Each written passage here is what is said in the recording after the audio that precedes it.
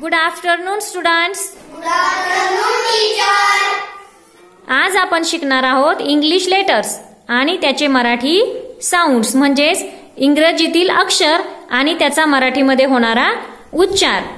तर आजच्या खेळाचे नाव आहे जो ओळखील आवाज माझा तोच होईल वर्गाचा राजा. चला तर मग सुरू करायचा खेळ. हो. एक आवाज